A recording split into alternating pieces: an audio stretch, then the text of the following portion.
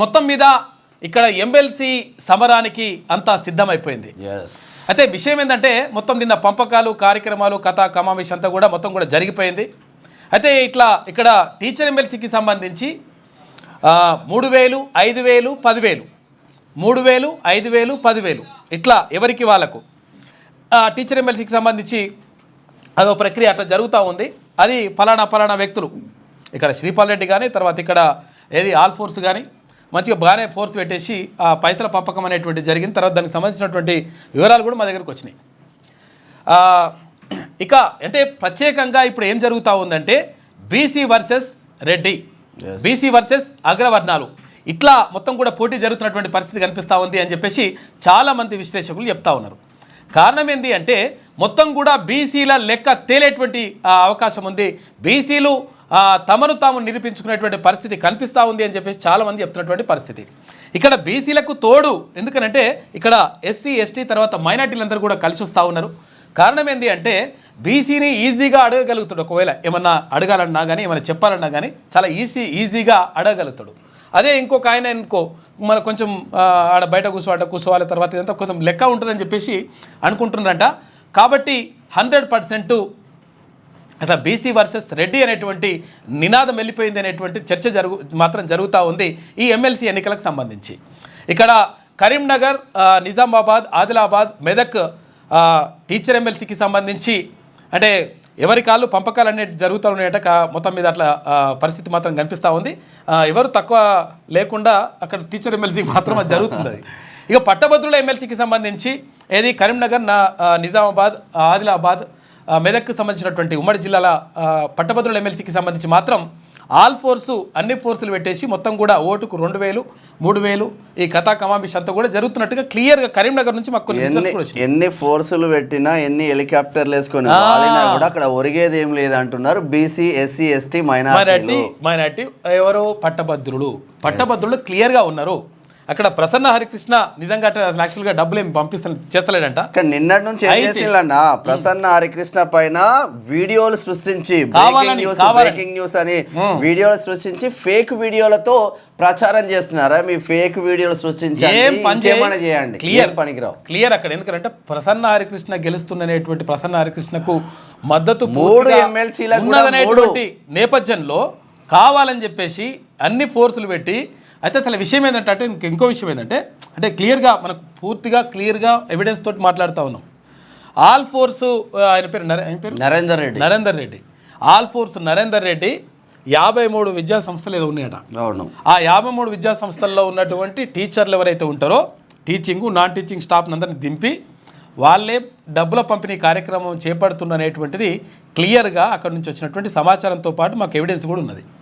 అయితే ఇక్కడ విషయం ఏంటంటే అసలు యాక్చువల్గా కరీంనగర్కి సంబంధించి చూసుకున్నప్పుడు ఇక్కడ కాంగ్రెస్ కార్యకర్తల్ని కాంగ్రెస్ నాయకులను ఎవరిని కూడా సంప్రదిస్తలేట, నమ్మట్లేదు, పట్టించుకుంటలేట. నువ్వు గెలిస్తే ఏం చేస్తావంటే ఫ్యూచర్లోనా నేను గెలిస్తే ప్రభుత్వ విద్యా సంస్థలు తీసుకుని ప్రైవేట్ విద్యా సంస్థలు ఉన్నాడు ప్రభుత్వం నువ్వు పట్టించుకుంటాడా? మల్లారెడ్డి పట్టించుకుంటాడా? రాజేశ్వర రెడ్డి పట్టించుకుంటాడా?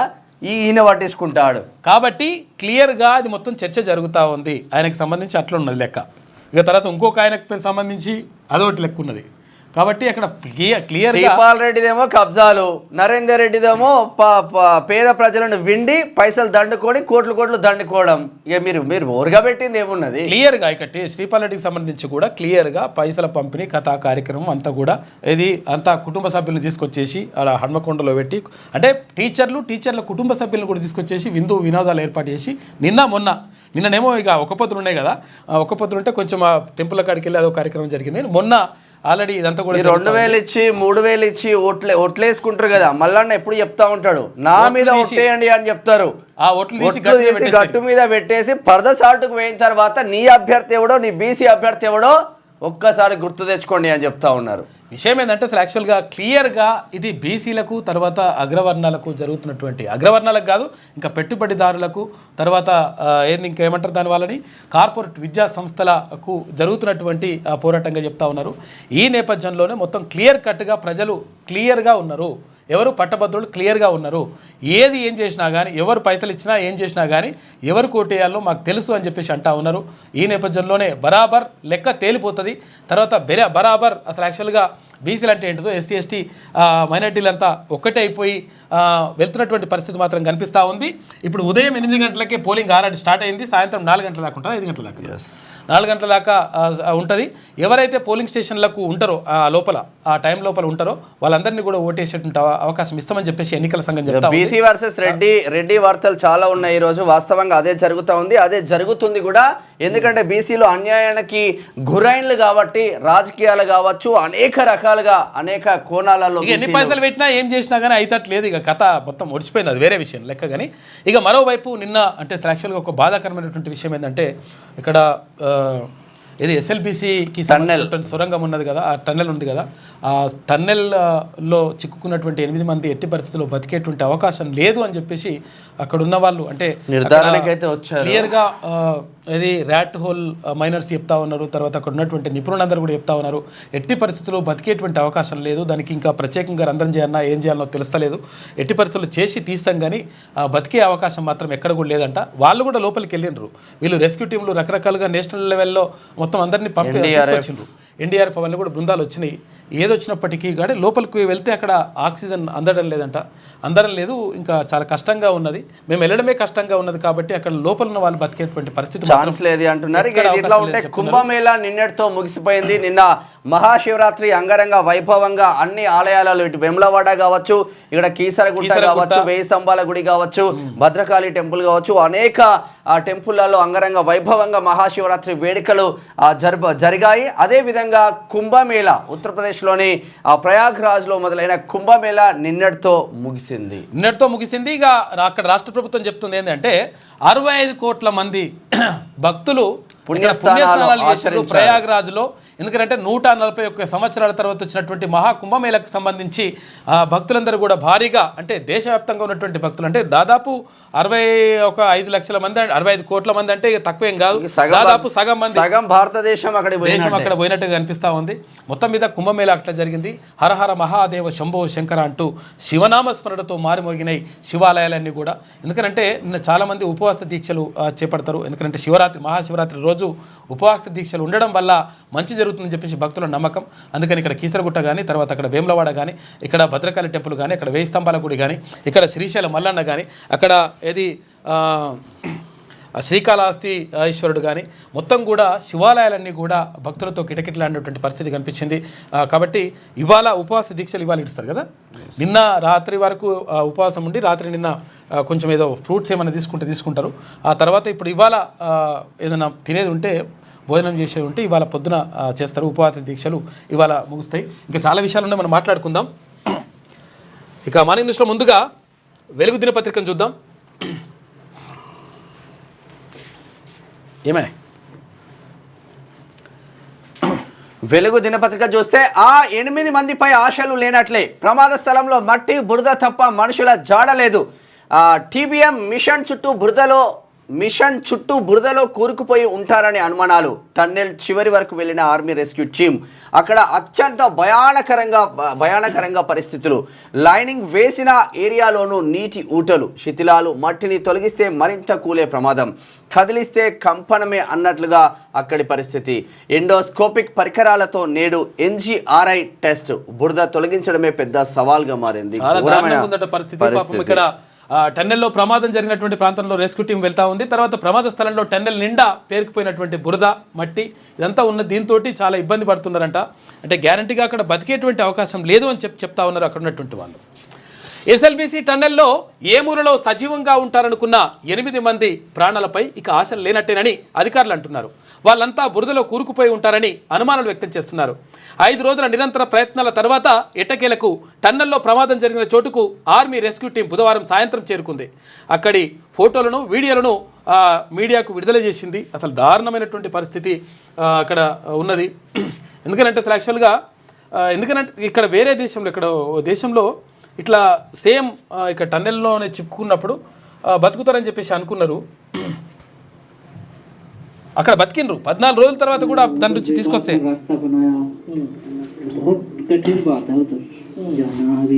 तुम्हारा फ्रेंड है वो भी है ना, तुम्हारा लोग और भी है, और लोग भी है हमारे।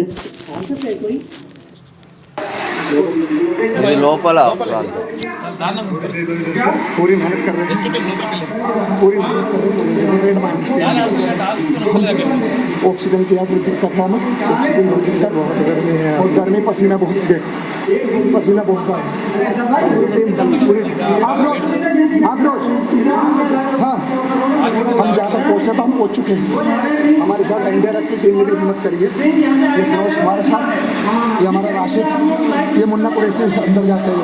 मुन्ना इतना लंबा रिक्शा मतलब, मुन्ना मुन्ना वापसी, मुन्ना प्लीज, मुन्ना वापसी, नहीं नहीं इससे आगे नहीं, इससे आगे। అది ఘోరమైన వాళ్ళు పోతే పరిస్థితులు ఇంకా అయితే. మళ్ళీ వచ్చే పరిస్థితి లేదంట, అందుకని వాపస్ రమ్మండి అని చెప్పి చెప్తా ఉన్నారు వాళ్ళందరూ కూడా. అంటే ఇక్కడ వాళ్ళందరూ ఎక్కడ ఎవరు కూడా అదే చెప్తున్నారు. मुन्ना कुरैशी है, ब्रेंड माइनर है, जो उत्तरकाशी में 41 लोग निकाले थे, 41 हमने जी उत्तरकाशी में निकाले थे देहरादून में जी। अभी हम टनल में गए थे दोपहर में 1 बजे, जो 8 लोग फंसे हुए हैं उनके चक्कर में, और हमारी पूरी टीम गई थी, 11 लोग थे, एक बाहर रह गया था, उसमें हम 1 बजे गए थे और 4 बजे पहुंचे थे हम उसमें, 3 बजे पहुंच गए थे हम। वहाँ पे हमने जाके रस्सा वस्सा बांधा है, आगे बिल्कुल मेन मूवमेंट पे पहुंचे हम वहाँ पे जाके। अभी हमें किसी का कोई आवाज़ या कोई चीज़ सुनाई नहीं दी है, हाँ, तो इसीलिए हम अफसोस के साथ कहते हैं अभी कोई हमारा ఇంకా లోపలికి देखते हैं, వెళ్తే दोबारा फिर ఇక్కడ देखते हैं। 23 బ్లాక్లు కూడా లూజ్ चांसेस है अंदर का फंस गए लोगों का जीने के? नहीं, ये चीज़ मैं नहीं कह सकता अभी ये चीज़ कह ही नहीं सकता, क्योंकि जब दिख ही नहीं रहे तो मैं कैसे कह दूँ। पर अभी उसमें पता है क्या है, वो लोग तो फंसे हुए ही है, अब जिंदा है या कैसे भी है बस है ही जो भी है, मगर हम उसमें जाते हैं। हम गए थे, जो एनडीआरएफ की टीम है वो भी हमारे पीछे पीछे गए थे, हमने उनसे कहा था आप हमारे पीछे पीछे चलो, आगे हम चलते हैं। हम आगे गए, బతికే అవకాశం లేదని చెప్పి చెప్తా ఉన్నారు వాళ్ళు. ఎందుకంటే అక్కడ వీళ్ళు చాలా మందిని కాపాడినారు. ఇప్పుడు గతంలో చాలా ప్రమాదాలు జరుగుతాయి, తర్వాత అక్కడి నుంచి ఇక్కడ నుంచి చాలా మందిని కాపాడినటువంటి వాళ్ళు చెప్తున్నది ఏంటంటే అక్కడ పరిస్థితి బాగాలేదు, ఎట్టి పరిస్థితుల్లో బతికేటువంటి అవకాశం లేదని చెప్తా ఉన్నారు అక్కడ ఉన్నటువంటి. ఇక ఆగి ఉన్న బస్సులో యువతిపై అత్యాచారం. పూణేలోని స్వర్గేట్ బస్ స్టేషన్లో ఆగి ఉన్న బస్సులో యువతిపై అత్యాచారం జరిగింది. ఘటన జరిగిన ప్రాంతం పోలీస్ స్టేషన్కు 100 మీటర్ల దూరంలోనే ఉంది. నిందితుడు రామ్దాస్ కోసం పోలీసులు గాలిస్తున్నారు. జీవితకాల నిషేధం వద్దు. వివిధ కేసుల్లో దోషులుగా తేలిన రాజకీయ నాయకులపై ఎన్నికల్లో పాల్గొనకుండా జీవితకాల నిషేధం విధించడం సరికాదని సుప్రీంకోర్టుకు కేంద్రం తెలిపింది. ప్రస్తుతం ఉన్న 6 ఏళ్ల అనర్హత సరిపోతుందని పేర్కొన్నది. అయితే ఈ మేరకు సుప్రీంకోర్టులో బుధవారం అఫిడవిట్ దాఖలు చేసింది. అంటే ఏ దొంగతనం చేసినా, ఏ లంగతనం చేసినా, వాడు ఎంత భూములను కబ్జాలు పెట్టినా, వాడు రాష్ట్రాన్ని కూలగొట్టి వేరే దేశానికి పారిపోయినా కూడా వానికి 6 ఏళ్ల నిషేధం విధించి మళ్ళీ మీరు ఎన్నికల్లో పోటీ చేయొచ్చని సుప్రీంకోర్టు చెప్తుంది. సుప్రీంకోర్టు చెప్పలేదు. అయితే వీళ్ళు దాంట్లో విషయం ఏంటంటే అసలు యాక్చువల్ ఇక్కడ ఏమంటుందంటే, ఇక్కడ మర్డర్లు ఏరి మానభంగాలు చేసిన, రకరకాలుగా కేసుల్లో ఇరుక్కున్న తర్వాత అందులో దోషులుగా తేలిన సుప్రీంకోర్టు అడిగింది. సుప్రీంకోర్టు కేంద్ర ప్రభుత్వాన్ని అడిగింది, మరి ఎట్లా చేయాలి, మరి వీళ్ళ పరిస్థితి ఏంది, వీళ్ళకు జీవితకాలం నిషేధం విధిద్దామా? ఎందుకనంటే ఇటువంటి దోషులు ఇవన్నీ కూడా రంగకథలు పడ్డంటూ వాళ్ళు ఆ దోషులుగా తేలిన వాళ్ళని జీవితకాలం ఎప్పుడు కూడా పోటీ చేయకుండా ఉంచుదామా అని చెప్పేసి సుప్రీంకోర్టు కేంద్ర ప్రభుత్వాన్ని అడిగింది. అడిగితే కేంద్ర ప్రభుత్వం ఏం చెప్పిందంటే, ఒక అఫిడవిట్ ఇచ్చినప్పుడు ఆ అఫిడవిట్లో ఏం పేర్కొన్నదంటే, అట్లేం కాదు, జీవితకాలం వాళ్ళని అట్లా నిషేధం విధించడానికి వీల్లేదు, వాళ్ళు పోటీ చేయొచ్చు. కాకపోతే ఏంటంటే ఒక 6 సంవత్సరాలు ఇప్పటికే ఉన్నది, గతంలోనే ఉన్నది, ఇప్పుడు కొత్తగా వచ్చేది ఏం కాదు. గతంలో 6 సంవత్సరాలు నిషేధం అనేటువంటిది ఉంది. ఆ 6 సంవత్సరాలు ఉంటే సరిపోతుంది. ఇక ఎట్లకైనా దోషులైనా, లంగలైనా, దొంగలైనా, మర్డర్లు చేసినోడైనా సరే, మానభంగాలు చేసినోడైనా సరే, ఎవడైనా సరే కానీ వాళ్ళని మనం కాపాడదాం. వాళ్ళకి 6 సంవత్సరాలు నిషేధం ఉంటుంది. ఆ తర్వాత మళ్ళీ వాళ్ళు పోటీ చేసుకోవచ్చు, మళ్ళీ వాళ్ళు గెలవచ్చు, ఇక జనాన్ని నాశనం చేయొచ్చు అని చెప్పేసి చెప్తా ఉన్నట్టు. చెప్పింది సుప్రీం. ఎందుకు ఇట్లా చెప్తారు అంటే చాలామంది ప్రజాప్రతినిధులుగా అనుకుంటోళ్ళు, ఎంపీలుగా, ఎమ్మెల్యేలుగా ఉన్న వాళ్ళు ఇప్పుడు ఒక 60% మంది మొత్తం కూడా క్రిమినల్స్ ఉన్నారు అని చెప్పేసి అంటే ఇప్పుడు అక్కడ కోర్టులో ఉన్నటువంటి కేసులు చెప్తా ఉన్నాయి. అయితే ఇందులో కొంతమంది నిజంగా అన్యాయంగా కేసులు నమోదై ఉన్న వాళ్ళు కొంతమంది ఉంటారు, అది వేరే విషయం. కానీ కొంతమంది నిజంగా దోషులుగా తేలిన వాళ్ళు, నిజంగా తప్పు చేసిన వాళ్ళు కూడా ఇటువంటి పరిస్థితుల్లో ఉండడం మాత్రం దారుణం. ఎంపీలు అంటే ఇప్పుడు లొట్టపీస్ అన్నందుకు ధర్మపురి అరవింద్ పైన SC/ST అట్రాసిటీ కేసు పెట్టిండ్రు. మా పైన కేసీఆర్ పైన కొట్లాడినందుకు Attempt murder case attempt murder case పెట్టిండ్రు క్యూనిస్ మొత్తం మల్లన్న పైన. జైలు మీద ఇక బండి సంజయ్ పైన అనేక అక్రమ కేసులు పెట్టిండ్రు. ఇది కాదు కదా వ్యవస్థ. కాకపోతే అంటే సరే మరి నిజంగా చూసి బరాబర్ చేయాలి కానీ అది అటువంటిది ఏం చేస్తలేరు. అయితే ఏం కాదు, 6 సంవత్సరాలు నిషేధం విధిస్తే సరిపోతుంది, జీవితకాలం నిషేధం ఏమొద్దు, వాళ్ళు పోటీ చేయొచ్చు, మంచిగా మళ్ళీ ఎన్నికలను ఉండొచ్చు అని చెప్పేసి కేంద్ర ప్రభుత్వం ఒక అఫిడవిట్ ఇచ్చిందంట సుప్రీంకోర్టుకి. ఇక మెట్రో 2వ ఫేజ్ కు పర్మిషన్ ఇవ్వండి, RRR సౌత్ భాగాన్ని మంజూరు చేయండి, ప్రధాని మోదీకి సీఎం రేవంత్ విజ్ఞప్తి. గంట పాటు సమావేశం, 6 కీలక ప్రాజెక్టులపై చర్చ. మూసీ గోదావరి లింక్ ప్రాజెక్టు కోసం 20,000 కోట్లు కావాలి. Regional ring rail dry port మంజూరు చేయండి. ఇండియా సెమీ కండక్టర్ మిషన్కు అనుమతి ఇవ్వండి. రాష్ట్రంలో 2016 నుంచి ఆవాస్ యోజన అమలైతే లేదన్న ప్రధానమంత్రి. అమలు కోసం కృషి చేయాలని సీఎంకు సూచన. ఏంటంటే అసలు యాక్చువల్గా నిన్న బీసీల గురించి కూడా అంటే 42% రిజర్వేషన్కి సంబంధించి మేము తీర్మానం చేస్తాం, తర్వాత పార్లమెంట్లో ప్రవేశపెడితే మీరు కొంచెం మద్దతు ఇవ్వాలని చెప్పేసి ఆ విషయం కూడా అడుగుతారు అనుకుంటే ఆ విషయం అడగలేదంట. కాకపోతే మెట్రో పనులు తర్వాత ఈ 4 అంశాల పైన మాట్లాడిందంట. పైసలు వచ్చే పనులు అన్నీ అడిగిండు. తెలంగాణ రాష్ట్ర అభివృద్ధికి దోహదపడే ముఖ్యమైన 6 ప్రాజెక్టులకు కేంద్రం నుంచి అన్ని విధాల సహాయ సహకారాలు అందించాలని ప్రధానమంత్రి నరేంద్ర మోడీని ముఖ్యమంత్రి రేవంత్ రెడ్డి కోరారు. ఇందులో హైదరాబాద్ మెట్రో 2nd ఫేజ్కు పర్మిషన్ ఇవ్వాలని, రీజనల్ రింగ్ రోడ్డు అంటే RRR దక్షిణ భాగం మంజూరు చేయాలని విజ్ఞప్తి చేశారు. గత ప్రభుత్వం 10 ఏళ్ల పాటు హైదరాబాద్ నగరంలో మెట్రో విస్తరణపై దృష్టి పెట్టలేదని ప్రధాని దృష్టికి తీసుకెళ్లారు. హైదరాబాద్ భవిష్యత్ అవసరాలకు తగ్గట్టు మెట్రో 2nd ఫేజ్ కోసం తమ ప్రభుత్వం ప్రతిపాదనలు రెడీ చేసి నిరుడు నవంబర్ 4న కేంద్ర గృహ నిర్మాణ పట్టణ వ్యవహారాల మంత్రిత్వ శాఖకు అందజేయాలని చేసిందని ఆయన తెలిపారు. ఈ ప్రాజెక్టుకు కేంద్ర కేబినెట్ ఆమోదం తెలిపేలా చూడాలని చెప్పేసి ప్రధానమంత్రిని కోరిందంట. అయితే మెట్రో ఫేజ్ 2కు పర్మిషన్ ఇవ్వాలి, తర్వాత RRRకు సంబంధించి సౌత్ భాగాన్ని మంజూరు చేయాలి, ఇవన్నీ కూడా చెప్పిందంట నిన్న ముఖ్యమంత్రి రేవంత్ రెడ్డి ప్రధానమంత్రికి. ఇక 29 IPS పోస్టులు ఇవ్వండి. ఉమ్మడి ఏపీ విభజన తర్వాత తెలంగాణకు కేవలం 61 IPS క్యాడర్ పోస్టులు వచ్చాయని ప్రధానికి సీఎం రేవంత్ వివరించారు. ఆ తర్వాత 2016లో జరిగిన క్యాడర్ రివ్యూలో మరో 15 పోస్టులు అదనంగా వచ్చాయన్నారు. అయితే ఇప్పుడున్న అవసరాలకు ఈ అధికారుల సంఖ్య సరిపోవడం లేదని తెలిపారు. రాష్ట్రపతి ఉత్తర్వులతో కొత్తగా అమల్లోకి వచ్చిన 10 పోలీస్ యూనిట్లను 29 పోలీస్ యూనిట్లుగా వ్యవస్థీకరించమన్నారు. సైబర్ నేరాలు, డ్రగ్స్ కేసులు పెరగడం, రాష్ట్రంలో పెరిగిన పట్టణాలు, ఇతర అవసరాల దృష్ట్యా అదనంగా 29 IPS పోస్టులు మంజూరు చేయాలని ప్రధానికి కోరింది. అంటే ఏమైందంటే అసలు యాక్చువల్గా ఇంకొక 29 IPS పోస్టులు అంటే IPS ఆఫీసర్లు కావాలి. ఎందుకంటే ఇప్పుడున్న వాళ్ళు సరిపోవడం లేదు. ఇక్కడ సైబర్ క్రైమ్స్ కానీ తర్వాత డ్రగ్స్కి కానీ ప్రత్యేక విభాగాలు ఏర్పాటు చేయాలి. ఈ ఏర్పాటు చేయాలంటే ఏమవుతుంది, అసలు యాక్చువల్గా ఇప్పుడున్నటువంటి ఎస్పీలకు కానీ ఇప్పుడున్నటువంటి సిపిలకు కానీ వాళ్ళకి అదనంగా బాధ్యతలపై చెప్తా ఉన్నాం. దీనివల్ల వాళ్ళకు అదనపు భారం పడి వీటిని పట్టించుకోకుండా ఉండేటువంటి ప్రమాదం ఉంటుంది.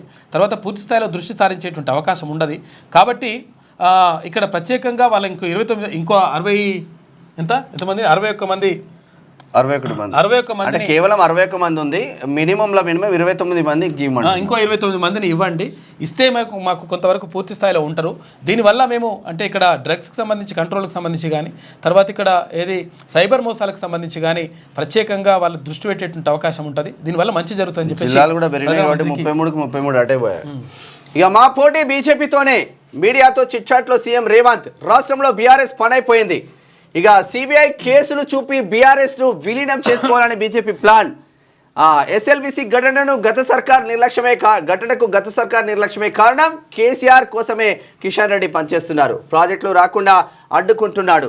కాళేశ్వరంపై కేసు పెట్టిన రాచలింగమూర్తి, అడ్వకేట్ సంజీవారెడ్డి మృతిపై కేటీఆర్ మౌనమెందుకు? డ్రగ్స్ కేసు నిందితుడు కేదార్ మరణం వెనుక కారణాలేమిటి? ఆ 3 మిస్టరీ మరణాలపై ఫిర్యాదు వస్తే తప్పక దర్యాప్తు చేస్తాం. ఫిరాయింపులపై బీఆర్ఎస్ బీజేపీ మాట్లాడడం పెద్ద జోక్. బీఆర్ఎస్ హయాంలో రాని బై ఎలక్షన్స్ ఇప్పుడు వస్తాయా అని ప్రశ్న. అరే ఫిర్యాదు వస్తేనే మేము పరిశీలిస్తామని చెప్తున్నారు కదా కిషన్ రెడ్డి గారు. మరి నిజంగా అంటే రేవంత్ రెడ్డి ఎటు చెప్తుండో అవేం చెప్తుండో ఇవేం చెప్తుండో ఏం అర్థం కావట్లేదు. విషయం ఏంటంటే 100% ఈ మర్డర్లు ఏవైతే జరిగినాయో ఈ మర్డర్లు తర్వాత ఈ కేదార్ మొన్న నిర్మాత ఉన్నాడు కదా ఆయన చచ్చిపోయింది ఇక్కడ ఏది దుబాయ్లో, ఇవన్నిటిపైన పూర్తి విచారణ జరగాలి. తర్వాత ఇక్కడ రాజలింగమూర్తి సంబంధించి కూడా పూర్తి విచారణ జరగాల్సిన అవసరం ఉన్నది. ఎందుకంటే అలా పూర్తి విచారణ జరిగితే ఇప్పుడు కేటీ రామారావు ఎప్పుడైనా కానీ ఆయన ఇప్పుడు ఏమైనా చిన్న విషయమైనా జరిగితే మొత్తం వచ్చి ప్రెస్ మీట్ పెట్టి ఇవంతా చేస్తారు కదా హరీష్ రావు కానీ. మరి ఇప్పుడు రాజలింగమూర్తి చనిపోతే కనీసం దాని మీద ప్రెస్ మీట్ ఎందుకు పెడతలేవు? తర్వాత దాని గురించి ఎందుకు మాట్లాడతలేరు?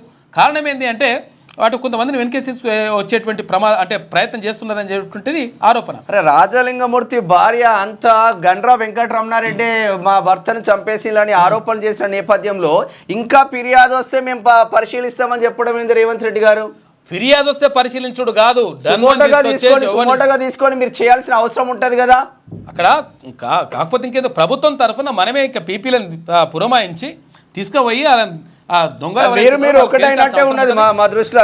మీరు అందరూ రాజకీయ నాయకులు అందరూ ఒకటై ఇంకెవరు ఫిర్యాదు పేద బీసీ వర్గాలు చచ్చిపోతా ఉంటే నిండా మంచిగా చూస్తున్నట్టున్నది. ఎవరు ఫిర్యాదు చేయాలి? ఇంకా మొత్తం కూడా అన్యాయం జరిగిపోతూ ఉంది. తర్వాత మర్డర్లు జరుగుతూ ఉంటే కనీసం మరి పట్టించుకోకపోతే ఎట్లా?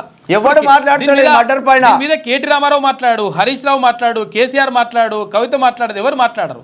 ఎందుకు మాట్లాడరు అంటే వాళ్ళే ఉన్నారు కాబట్టి. ఎందుకంటే కాళేశ్వరం ప్రాజెక్టుకి సంబంధించి, కాళేశ్వరం మేడిగడ్డకు సంబంధించి కేసు వేసిండు రాజలింగమూర్తి. వేస్తే దానికి మర్డర్కి సంబంధించి మర్డర్ జరిగితే ఆ మర్డర్ కేసు కొట్టేస్తారట. ఇక కేసు ఆయన లేడు కాబట్టి ఇక కేసు మేము చేయలేమండి అని చెప్పేసి హైకోర్టు కూడా చెప్తున్నది. ఇక ఇటువంటి నేపథ్యంలో మరి పరిస్థితి ఎవడు ఇవ్వాలి, ఏం కథ ఇదంతా కూడా? ఇది ఎంతవరకు కరెక్ట్? అదే తర్వాత మా పోటీ బీజేపీతోనే అంటారు. పోటీ చేస్తుంది ఒకటే, ఆ ఒకటి కూడా ఆల్ ఫోర్స్ ఉట్టిదే అయిపోతుంది. గెలిచినా ఒకటే, గెలవకుండా ఒకటే అని కూడా చెప్పేసి అయిపోయింది. అది ఇక అది ఉట్టిదే కథ. దాని గురించి పెద్దగా ఆలోచించాల్సిన అవసరం కూడా లేదేమని చెప్పేసి అంటారు. ఫ్యూచర్లో పోటీనే, ఇప్పుడు కాదు. ఎమ్మెల్సీ పోటీ ఫ్యూచర్లో అయితే బరాబర్. ఫ్యూచర్లో మీరు చెప్పింది వాస్తవంగా భారతీయ జనతా పార్టీతోనే కాంగ్రెస్ పోటీ ఉంటుంది. ఆ రెండు పార్టీల మధ్యలో ఉంటుంది అనేది వాస్తవం. అది తెలంగాణలో బీఆర్ఎస్ పని అయిపోయిందని సీఎం రేవంత్ రెడ్డి అన్నారు. తమ ప్రధాన పోటీ బీజేపీతోనేనని అని స్పష్టం చేశారు. అయితే బీజేపీ తెలంగాణ రాష్ట్ర కొత్త అధ్యక్షుడిగా ఎవరొచ్చినా భవిష్యత్తులో ఆ పార్టీతోనే మాకు పోటీ ఉంటుంది. 10 ఏళ్ల బీఆర్ఎస్ పాలనలో జరిగిన అవినీతిపై సిబిఐ విచారణకు కేంద్ర మంత్రులు కిషన్ రెడ్డి, సంజయ్ డిమాండ్ చేయడం వెనుక కుట్ర ఉంది. సిబిఐ విచారణ పేరుతో బీఆర్ఎస్ను విలీనం చేసుకోవాలని బీజేపీ ప్లాన్ చేస్తున్నది అని వ్యాఖ్యానించారు. అయితే ఫోన్ ట్యాపింగ్ కేసు నిందితుడు ప్రభాకర్ రావు విదేశాల్లో ఉన్నారని, ఆయన్ను దేశానికి తీసుకురావాల్సిన బాధ్యత కేంద్ర ప్రభుత్వానిదని చెప్పారు. ఫార్ములా ఈ రేస్ కేసులో ఈడీ దర్యాప్తు జరుగుతున్నదని, మరి కేటీఆర్ను ఎందుకు అరెస్ట్ చేయడం లేదని ఆయన ప్రశ్నించారు. ఈడీ దర్యాప్తుపై కిషన్ రెడ్డి, బండి సంజయ్ ఎందుకు మాట్లాడడం లేదని చెప్పేసి నిలదీశారు. ఇప్పుడు వీళ్ళు ఏమంటారంటే మాకపై ఎప్పుడు అక్కడ సిబిఐకి ఈడీకి అని చెప్పేసి బండి సంజయ్ తర్వాత ఇక్కడ కిషన్ రెడ్డి అంటున్నారు మేము చేస్తామని. ఇప్పుడు మీరు మీ చేతుల్లో ఉంది కదా, అవకాశం ఉంది కదా. ఈ car race already ED enter అయింది, మొత్తం ఎంటర్ అయిపోయింది. ఈ ఎంటర్ అయిపోయిన తర్వాత మీరు ఎందుకు చేస్తలేదని చెప్పేసి ఇక్కడ ముఖ్యమంత్రి అడుగుతున్నాడు. తర్వాత వీళ్ళేం అడుగుతున్నారు? లేదు ఇక్కడ కాళేశ్వరం సంబంధించి కానీ, తర్వాత ఇక్కడ ఏది కరెంటు అవకతవకలకు సంబంధించి కానీ, ఇక్కడ గొర్రెల స్కామ్ కానీ, వీటన్నిటికీ సంబంధించి వీటన్నిటిని సిబిఐకి ఇవ్వాలి. సిబిఐకి తర్వాత ఈడీకి ఇస్తే మేము దర్యాప్తు చేస్తామని చెప్పేసి వీళ్ళు చెప్తా ఉన్నారు. వాళ్ళు వేసుకుంటారు కానీ ఎవరు కూడా దర్యాప్తు మరి పూర్తి స్థాయిలో చేస్తున్నట్టుగా కనిపిస్తలేదు. మరి ప్రజలకు క్లారిటీ రావాలంటే, ప్రజలకు దీనిపైన నమ్మకం, మీ పైన నమ్మకం రావాలంటే 100% ఎవడైతే తప్పు చేసిండో వానికి శిక్ష పడాలి. అప్పుడు నమ్మకం వస్తుంది. ఇక పబ్లిక్ ట్రాన్స్పోర్ట్ వాహనాలు ఎక్కడున్నా ట్రేస్ చేయొచ్చు. రాష్ట్రంలోని ప్రభుత్వ, ప్రైవేట్ రవాణా వాహనాలన్నింటికీ ఇకపై లొకేషన్ ట్రేసింగ్ డివైస్లను అమర్చడం తప్పనిసరి కానుంది. ఇందుకు అనుమతి కోరుతూ కేంద్ర ప్రభుత్వానికి రాష్ట్ర రవాణా శాఖ లేఖ రాసింది. అయితే దీనివల్ల లాభాలు ఉంటాయి, నష్టాలు ఉంటాయి కొన్ని ఏవైనా కానీ. విషయం ఏంటంటే ఇప్పుడు ఒకవేళ ఏ వాహనం ఎక్కడుంది, ఏం కథ అనేది మొత్తం ఇట్లా ఈజీగా ట్రేస్ చేసి పడేసి కథం అంటే దొంగతనం చేస్తే పట్టించేటువంటి అవకాశం ఉంటుంది.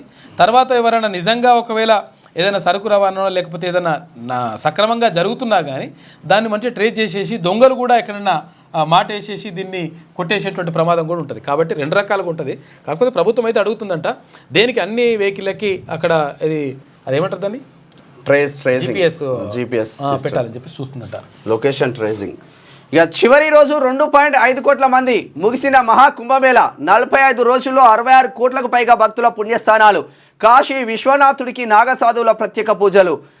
పేష్వాయి ఊరేగింపుతో మేళ అధికారికంగా ముగింపు. ఉత్సాహంగా పాల్గొన్న 10,000 మంది నాగసాధువులు 1-2 రోజుల్లో తిరిగి హిమాలయాలకు పయనం. చెత్త తొలగించేందుకు రంగంలోకి పారిశుద్ధ్య కార్మికులు. మహాకుంభమేళా సక్సెస్తో సాధు సన్యాసుల హర్షం వ్యక్తం చేస్తూ ఉన్నారు. నిజంగా కూడా మహాకుంభమేళాకి చాలా చోట్ల నుంచి, చాలా గ్రామాల నుంచి, చాలా పట్టణాల నుంచి భారీగా భక్తులు తరలి వెళ్ళింది అక్కడికి. సరే అది పుణ్యం వస్తుందా పాపం వస్తుందా అదంత విషయం పక్కకు పెడితే విషయం ఆధ్యాత్మిక శోభలోకి ఒక నమ్మకం అంటే ఒక నమ్మకం వెళ్ళిందని చెప్పుకోవచ్చు. ఒక నమ్మకం అనేటువంటిది ధర్మానికి సంబంధించి హిందూ ధర్మానికి సంబంధించి ఒక నమ్మకం ఉన్నది. అంటే అక్కడ ఒకవేళ ఇట్లా ఈ పుణ్యస్నానాలు చేస్తే ఉన్న పాపాలు పోతాయి, తర్వాత మంచి జరుగుతున్నటువంటిది భక్తుల నమ్మకం. ఆ నేపథ్యంలోనే 65 కోట్ల మంది దాదాపు భారతదేశంలో సగం మంది అక్కడికి వెళ్ళినట్టుగా చెప్తా ఉన్నారు. అక్కడ ఉన్నటువంటి ఉత్తరప్రదేశ్ ప్రభుత్వం చెప్తా ఉంది. అయితే అక్కడ నాగసాధువులు కూడా అసలు యాక్చువల్గా మనము నాగసాధువులు ఉంటారా అసలు యాక్చువల్గా ఇప్పుడు ఏది కాష్టాలలో మొత్తం శవం కాలుతుంటే తింటారు ఇట్లా అని చెప్పేసి ఉంటారు కదా, అరే ఉంటారా అసలు యాక్చువల్గా వాళ్ళు చూడడం ఎట్లా అని చెప్పేసి అనుకునే పరిస్థితి నుంచి అంటే సినిమాలలోనో లేకపోతే ఏదైనా సీరియళ్ళలోనో చూసేటువంటి పరిస్థితి ఉండే. కానీ డైరెక్ట్గా కొన్ని లక్షలాది మంది నాగసాధువులు వీళ్ళందరూ కూడా కనిపిస్తూ ఉన్నారు, రకరకాలుగా కనిపిస్తూ ఉన్నారు. వీళ్ళందరూ కూడా నిజంగా కూడా హిమాలయ పర్వతాలు ఆ పరిసర ప్రాంతాల్లో ఉంటారంట. అయితే మొత్తం మీద ఒక ఆధ్యాత్మిక శోభతోటి విరాజిల్లింది అక్కడ ఉత్తరప్రదేశ్లోని ప్రయాగ్రాజ్. మొత్తం మీద మహాకుంభమేళా నిన్న శివరాత్రి పర్వదినం సందర్భంగా ముగిసినట్టుగా తెలుస్తూ ఉంది. ఇక సంపన్న ఇమిగ్రేట్లకు ట్రంప్ గోల్డ్ కార్డు రూపాయలు 44 కోట్లు పెట్టుబడి పెడితే అమెరికా సిటిజన్షిప్. అమ్మా ప్రస్తుతం ఉన్న EB-5 ఇన్వెస్టర్ వీసాలు రద్దు. 2 వారాల్లోనే కొత్త గోల్డ్ కార్డ్ స్కీమ్ అమలవుతుందన్న ట్రంప్. 44 కోట్లు పెడితే మీకు అమెరికా సిటిజన్షిప్ ఇస్తాడంట. అయితే విషయం ఏంటంటే అసలు యాక్చువల్గా గతంలో ఒక 5 సంవత్సరాలు అక్కడ అమెరికాలో ఉన్న ఎవరికైనా కానీ అప్పుడు గ్రీన్ కార్డ్ అనేటువంటిది ఇచ్చేది. అంటే అక్కడ అమెరికా అమెరికా పౌరసత్వం తీసుకోవడానికి కూడా అవకాశం ఉండే. తర్వాత ఇక్కడ నుంచి వెళ్ళినటువంటి దంపతులకు అక్కడికి వెళ్ళిన తర్వాత పిల్లలు పుడితే అక్కడ పుట్టినటువంటి పిల్లలకు అమెరికా పౌరసత్వం ఆటోమేటిక్గా వస్తుండే జన్మతః. అయితే అదంతా ఏం చెల్లదురా నాయన, అదంతా ఏం బంద్, ఇదంతా మొత్తం బంద్ చేయాలి. ఈ గ్రీన్ కార్డులు అన్నీ బంద్ చేయరు. ఎవరైతే 44 కోట్లు 43 కోట్ల 50 లక్షల రూపాయలు ఎవరైతే పెట్టుబడి పెట్టగలుగుతారో అమెరికాలో పెట్టుబడి పెట్టాలంట. అమెరికాలో పెట్టుబడి పెట్టి అక్కడ పరిశ్రమల్లో లేకపోతే ఏదన్నా పెట్టుబడి పెట్టి అట్లా చేయగలిగిన వాళ్లకు డైరెక్ట్గా గ్రీన్ కార్డు కాదు మీకు గోల్డ్ కార్డు ఇస్తాం, బంగారం కార్డు ఇస్తామని చెప్తా ఉన్నాడు ట్రంప్. అంటే అక్కడ ఉండేందుకు అవకాశం ఇస్తారంట, తర్వాత అమెరికా పౌరులుగా వాళ్ళని గుర్తిస్తారంట, రకరకాలుగా ఇట్లా చేస్తామని చెప్పేసి ట్రంప్ చెప్తున్నాడు. మొత్తం మీద అమెరికానే ఫైనల్ అని చెప్పి చెప్తున్నాడు. దీనివల్ల కొంత నష్టం కొంత లాభం కూడా జరుగుతుంది అమెరికాకు. ఎందుకంటే అక్కడ ఉన్నటువంటి స్థానికులకు లాభం జరిగేటువంటి అవకాశం ఉంటుంది కొంతవరకు, కానీ కొంత నష్టం కూడా జరుగుతుంది. ఎందుకంటే ఏ దేశం కూడా అమెరికాను నమ్మేటువంటి పరిస్థితి ఉండదు. అంటే మొత్తం స్వార్థం కోసమే ఆలోచిస్తుంది అని చెప్పేసి క్లియర్ కట్గా డైరెక్ట్ చెప్తున్నాడు ట్రంప్. అమెరికాలో సెటిల్ అవ్వాలని అనుకునే సంపన్నులకు US president Donald Trump golden offer ప్రకటించారు. యుఎస్లోని కంపెనీల్లో $5 మిలియన్ అంటే సుమారు 44 కోట్ల రూపాయలు పెట్టుబడి పెడితే గోల్డ్ కార్డు వీసాలు జారీ చేస్తామని, వాటితో యుఎస్ సిటిజన్షిప్ లభిస్తుందని వెల్లడించారు. మంగళవారం వైట్ హౌస్లో ట్రంప్ ఈ కొత్త స్కీమ్కు సంబంధించినటువంటి ఎగ్జిక్యూటివ్ ఆర్డర్పై సంతకం చేశారు. అనంతరం అమెరికా వాణిజ్య మంత్రి ఓవాల్డ్ లుట్నిక్తో కలిసి ఆయన మీడియాతో మాట్లాడి మొత్తం మీద గోల్డ్ కార్డు ఇస్తారట, పైసలు అక్కడ పెట్టుబడి పెట్టేవాళ్ళకి అక్కడ ఉండే అవకాశం ఇస్తారు. డీలిమిటేషన్తో దక్షిణాదిలో ఒక్క సీటు తగ్గదు, తమిళనాడుకు తక్కువ నిధులు ఇచ్చామన్నది అబద్ధం అంటున్నారు అమిత్ షా. గత 10 ఏళ్లలో 5 లక్షల కోట్లు ఇచ్చినట్లు వెల్లడి. విషయం ఏంటంటే అసలు యాక్చువల్గా మీరు చెప్తున్నది 1000% తప్పు. అమిత్ షా గారు చెప్తున్నది తప్పు. ఎందుకంటే అసలు యాక్చువల్గా ఒక్క సీటు కూడా తగ్గదు అని చెప్తున్నారు. సీట్లు ఎన్ని పెరుగుతాయో చెప్పాలి మీరు. ఎందుకంటే ఈ డీలిమిటేషన్ వల్ల అంటే నియోజకవర్గాల పునర్విభజన జరగడం వల్ల 2026లో నియోజకవర్గాల పునర్విభజన జరగాలని చెప్పేసి ఉన్నది లెక్క. అయితే 2026లో జరుగుతున్నటువంటి నియోజకవర్గాల పునర్విభజన దేని ప్రకారం చేస్తారు అంటే జనాభా దామాషా ప్రకారం చేస్తారు. అంటే ఎక్కడ ఎంత జనాభా ఉన్నది దాన్ని బట్టి నియోజకవర్గాలు పెరుగుతాయి. మరి పెరిగినటువంటి క్రమంలో ఏమైంది, తెలంగాణ రాష్ట్రం కానీ ఆంధ్రప్రదేశ్ కానీ ఇక్కడ ఉన్నటువంటి తమిళనాడు రాష్ట్రం కానీ దక్షిణాదిలో చాలా రాష్ట్రాలు జనాభా నియంత్రణ కోసం ప్రభుత్వం పెట్టినటువంటి నిబంధన ఏదైతే ఉందో అప్పుడు జనాభా భారీగా పెరిగిపోతూ ఉంటే భారతదేశంలో ఇట్లా జనాభా పెరుగుదలను మనం అరికట్టాలి, లేకపోతే ప్రమాదం ఏర్పడుతుంది, ఉండడానికి భూమి కూడా ఉండనటువంటి పరిస్థితి ఉంటుంది, తినడానికి తిండి కూడా దొరకదు. కాబట్టి అటువంటి పరిస్థితి నుంచి మనం కాపాడుకోవాలంటే జనాభా నియంత్రణ చేపట్టాలని చెప్పేసి అప్పుడు ఉన్నటువంటి కేంద్ర ప్రభుత్వం రాష్ట్ర ప్రభుత్వాలు భావించినప్పుడు అప్పుడు కేంద్ర ప్రభుత్వం ఒక ఆర్డర్ జారీ చేసింది. 1 ముద్దు 2 హద్దు 3 వద్దే వద్దు అని చెప్పింది. దీంతో తెలంగాణ రాష్ట్రం కానీ ఇక్కడ తమిళనాడు కానీ ఇక్కడ ఉన్నటువంటి దక్షిణాది రాష్ట్రాలు అన్ని ఫాలో అయినాయి, అందరూ కూడా ఫాలో అయ్యారు. 1 ముద్దు 2 హద్దు 3 వద్దే వద్దే అని అనుకున్నారు. చాలామంది అక్కడ కంట్రోల్లో ఉన్నది. దీంతో ఏమైందంటే యాక్చువల్గా దక్షిణాది రాష్ట్రాల్లో దక్షిణ భారతదేశంలో జనాభా చాలా వరకు తగ్గిపోయింది. అంటే ఎక్కడైతే ఉంటుందో ఆ మొత్తం జనాభా అంతా కూడా తగ్గుకుంటూ వచ్చింది. దీనివల్ల అంటే ప్రభుత్వం ఏదైతే నిర్ణయం తీసుకున్నదో కేంద్ర ప్రభుత్వం ఆ నిర్ణయానికి కట్టుబడి ఆ నిర్ణయానికి అనుగుణంగా వీళ్ళు వ్యవహరించారు కాబట్టి వీళ్ళని శిక్షిస్తామంటున్నది ఇప్పుడు కేంద్ర ప్రభుత్వం. విషయం ఏంటంటే ఇప్పుడు జనాభా దామాషా ప్రకారం చేయాలనుకున్నప్పుడు ఉత్తర భారతదేశానికి సంబంధించి ఉత్తర భారతదేశంలో ఉన్న వాళ్ళు ఇష్టం వచ్చినట్టుగా పిల్లలకి అన్నారు. వాళ్ళు ఏ నిబంధన పాటించలేరు. పాటించకపోతే ఏమైంది, ఇప్పుడు అక్కడ జనాభా పెరిగింది, ఇక్కడ జనాభా తగ్గింది. మరి తగ్గడం వల్ల మాకు సీట్లు తగ్గుతాయి కదా అని చెప్పేసి అక్కడ స్టాలిన్ అంటా ఉన్నాడు. ఇక్కడ తెలంగాణ రాష్ట్రంలో కూడా తగ్గేటువంటి ప్రమాదం ఉంటుంది. అంటే ఇప్పుడు ఉన్న సీట్లు ఏం తగ్గాయి. ఇప్పుడు ఆయన చెప్తుంది ఏంటంటే లాజిక్గా మాట్లాడాడు. అంటే చాలా తెలివైన వాడు ఆయన, తెలివైన వ్యక్తి ఎవరు అమిత్ షా. ఆయన లాజిక్గా మాట్లాడాడు. మాకు సీట్లు తక్కువైతే ఏడ సీట్లు తక్కువైతే ఒక సీటు కూడా తక్కువ కాదు అంటుండు. తక్కువ కావడం కాదు, పెరిగే సీట్లు ఇక్కడ ఎక్కువ పెరగవు. ఇక్కడ దక్షిణ భారతదేశంలో చాలా తక్కువ పెరిగేటువంటి అవకాశం ఉంటుంది. ఉత్తర భారతదేశంలోనైతే ఎక్కువ జనాభా ఉంది కాబట్టి అక్కడ ఎక్కువ పెరిగేటువంటి అవకాశం ఉంటుంది అని చెప్పేసి అక్కడ మాట్లాడుతూ ఉన్నారు. అక్కడ ఎవరు తమిళనాడు ముఖ్యమంత్రి స్టాలిన్ జనాభా ఆధారంగా లోక్సభ నియోజకవర్గాల పునర్విభజన జరిగితే తమ రాష్ట్రంలో 8 సీట్లు తగ్గుతాయని తమిళనాడు సీఎం ఎంకే స్టాలిన్ చేసిన కామెంట్లను కేంద్ర హోంశాఖ మంత్రి అమిత్ షా తోసిపుచ్చారు. డీలిమిటేషన్ వల్ల తమిళనాడు సహా దక్షిణాదిలోని ఏ రాష్ట్రము ఒక్క సీటు కూడా కోల్పోదని తెలిపారు. ఈ విషయాన్ని స్వయంగా ప్రధానమంత్రి నరేంద్ర మోడీనే లోక్సభలో చెప్పారన్నారు. తమిళనాడులోని 5 జిల్లాల్లో బీజేపీ కార్యాలయాలను అమిత్ షా నిన్న వర్చువల్గా ప్రారంభించిండు. తర్వాత ఇక్కడ నిన్న తమిళనాడుకు వచ్చిండు. నిన్న ఒక్క నిమిషం, నిన్న ఏదో పూజలు కూడా చేసిండు. సాంగ్ పెట్టద్దు మనం, అదో పరిశాలు ఉన్నది మనకు. యూట్యూబ్ గైడ్లైన్స్ ఉంటాయి మాకు, కొన్ని పాటలు వేయాలని, కొన్ని అవన్నీ కూడా వేయాలని ఉంటుంది, కానీ మాకు ఉంటాయి కొన్ని. కోయంబత్తూరులోని ఈషా ఫౌండేషన్ శివరాత్రి వేడుకలకు హాజరైన నిన్న సద్గురు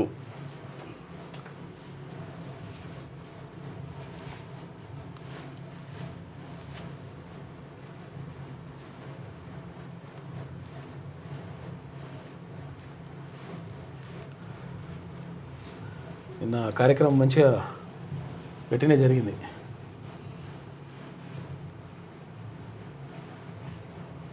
శివలింగానికి అట్లా మొత్తం పూజలు చేసిండ్రు, ప్రత్యేక పూజలు చేసిండ్రు, జరిగింది. ఓకే,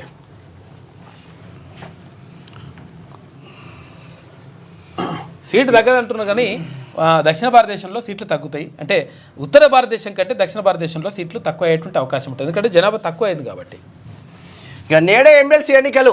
2 టీచర్ 1 గ్రాడ్యుయేట్ స్థానానికి పోలింగ్. ఉదయం 8 గంటల నుంచి సాయంత్రం 4 గంటల వరకు బ్యాలెట్ బాక్స్లతో పోలింగ్ స్టేషన్లకు బయలుదేరిన సిబ్బంది, ఓటర్లుగా నమోదైన ఉద్యోగులు, టీచర్లకు స్పెషల్ క్యాజువల్ లీవ్. మరి ఏం జరుగుతుందో స్పెషల్ క్యాజువల్ లీవ్ ఇచ్చేసిండ్రు. తర్వాత ఇక్కడ ఓటర్లు, తర్వాత వీళ్ళందరికీ ఉద్యోగులకి సెలవిస్తారని చెప్పేసి అంటున్నారు. కానీ ఏది ఏమైనప్పటికీ ఇక్కడ డబ్బులకు, తర్వాత ఇక్కడ నిజంగా నిజాయితీగా పోరాడేటువంటి బీసీలకు జరుగుతున్నటువంటి యుద్ధంగా చెప్తా ఉన్నారు.